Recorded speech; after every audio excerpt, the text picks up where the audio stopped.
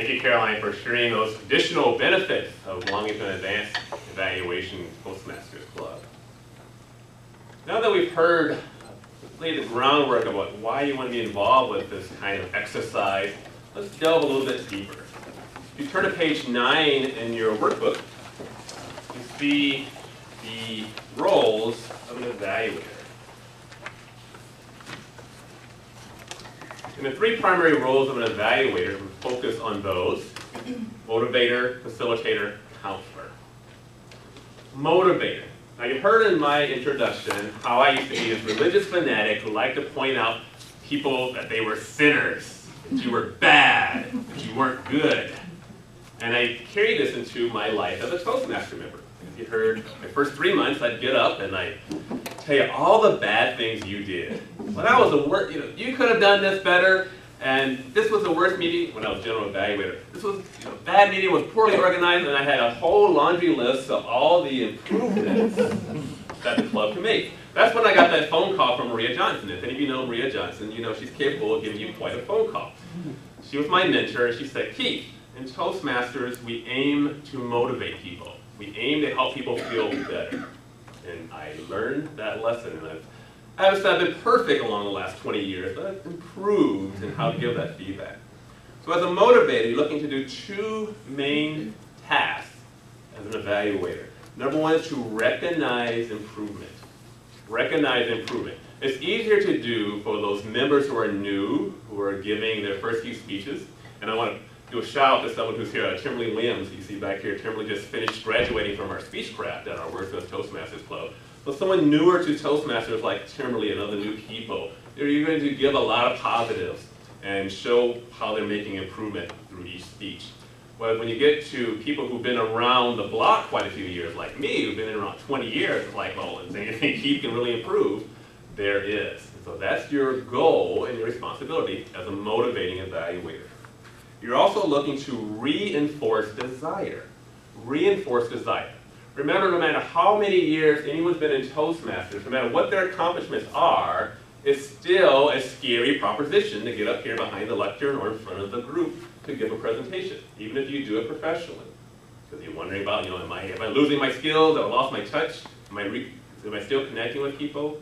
So you want to reinforce the desire to continue to work on their communication skills, and if you move it to a general evaluator role, to continue to participate in Toastmasters and to grow as a contributing member through that motivating evaluation. Second area is facilitator. Facilitator. Now you can think about group facilitators and other kind of organizations and what they tend to do, and it's pretty similar in Toastmasters. What you're looking to do is to help facilitate learning.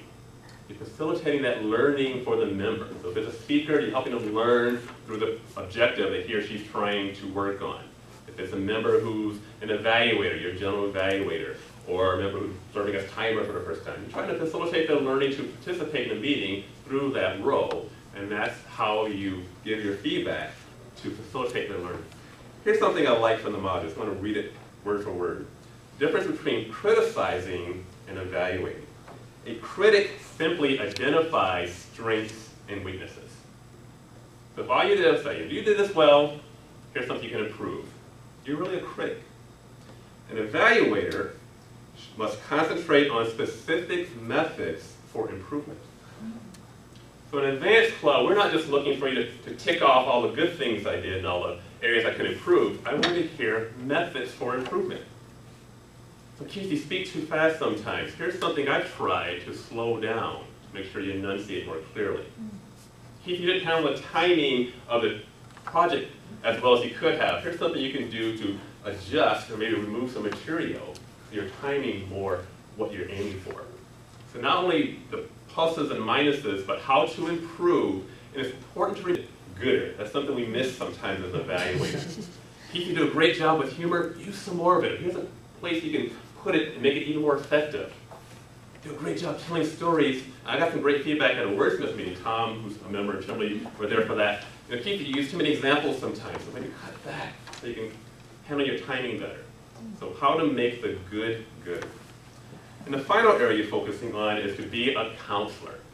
Counselor works in two ways. Number one, again, that rah-rah, you can do it.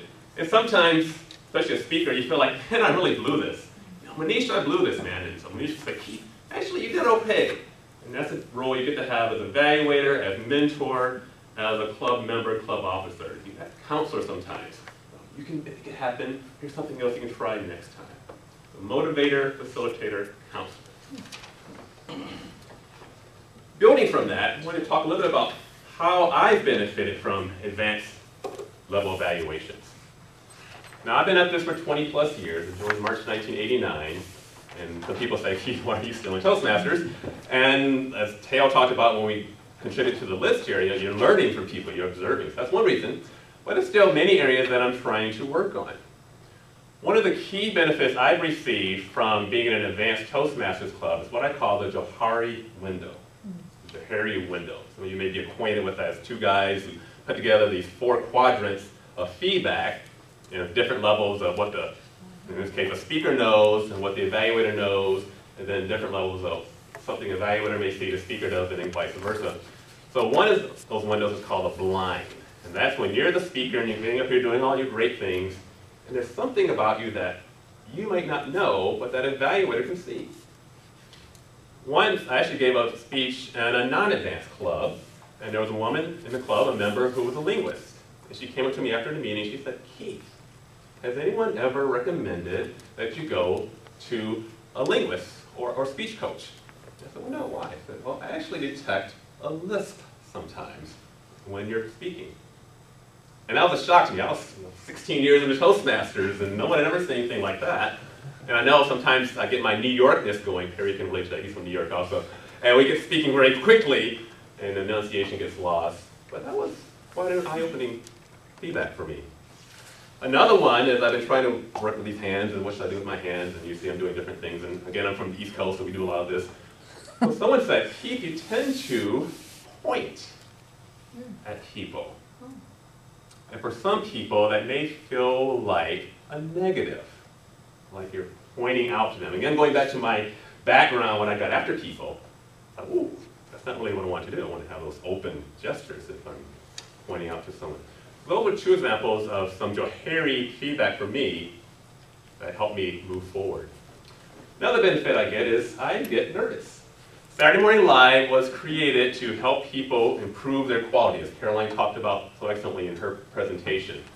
And some people say when they come as guests, I don't know if I want to join the club because you guys are really pushing each other to excel, but that's what we need. I know I was not going to come here today and not be prepared on the basic level as a moderator and for my portion of speaking, because this is an advanced level club. And I want to do my best. Not that you don't do that at your regular clubs, but it really gets focused on that when you're here. And I think someone else mentioned that when we were contributing, that you work a little harder, you practice a little bit more, you want to aim for quality in what you do, whether you're a timer, evaluator, general evaluator, Toastmaster, because you're in a club where you're going to get that more specific feedback, that deeper feedback. And finally, one other benefit I've received from advanced evaluations is how to put all that flux of information together that I like to do. I like using stories, I'm trying to get better at humor, and I am a didactic person by trade. I'm a technical writer, sort of like engineer, technical writers, we get boring and we're trying to tell you all the detail, and sometimes we forget to make it more aesthetically pleasing for people who learn better that way, and to use more visuals for people who are more of a visual learner rather than a word learner as we're used to in writing our technical documents. So I've gotten some great feedback. Tayl's given me some fantastic feedback at his evaluations, and other members of the club. Hardy Bernard, who isn't here today, does a great job of digging deep and saying, man, you need to use more stories or use more humor or cut back on the facts or something like that.